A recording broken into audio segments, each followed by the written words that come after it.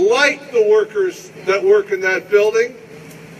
Those workers work for our company, and we want to make sure that those workers are treated well and respected and honored for the good work they could be doing and will be doing when our democratically elected government undergoes orderly transfer, which I hope happens real soon. Because we are at a very dangerous moment right now.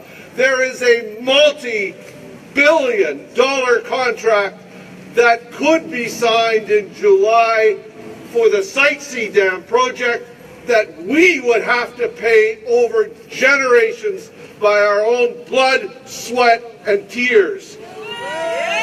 That cannot be allowed to happen. It's why it's so dangerous right now that the old government clings to power while those papers are getting closer to the desk to be signed. You couldn't invent this stuff. This is the stuff of novels, and yet it is happening right now in our province. But it gets worse than that. You heard today about the Boone family and the other Peace Valley farmers. Every now and then they're given a short little reprieve. Can you imagine waiting for the sound of those bulldozers to wipe out all your hopes and dreams, watching the forest being brought down in the Peace River Valley? That we look forward to ending when there is an orderly democratic transfer of power in Victoria. But it gets worse. That's our company. We own it. And it is bringing shame and dishonor to every one of us right now.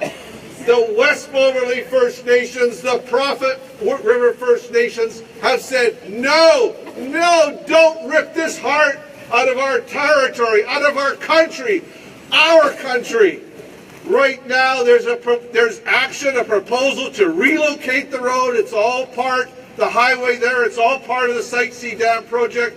The West Moberly First Nation has said, no, that relocation goes through one of our grave sites. Don't do it. And yet it continues. That brings shame and dishonor on us all. You're right. I started off this conversation saying how much I honored the workers in this building. It's because I'm a worker. It's because you're workers. Your families are workers.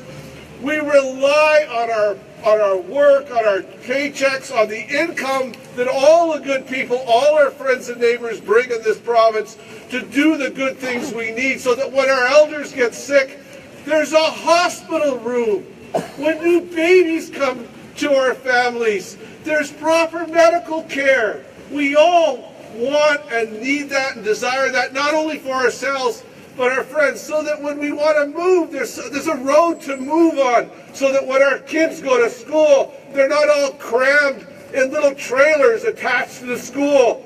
This project, currently at almost $9 billion, clearly, if it were allowed to be built, would soar above $12 billion, can only be paid back through not building those hospitals, through not building those schools, for not putting workers to work across this province doing the things that need to be done.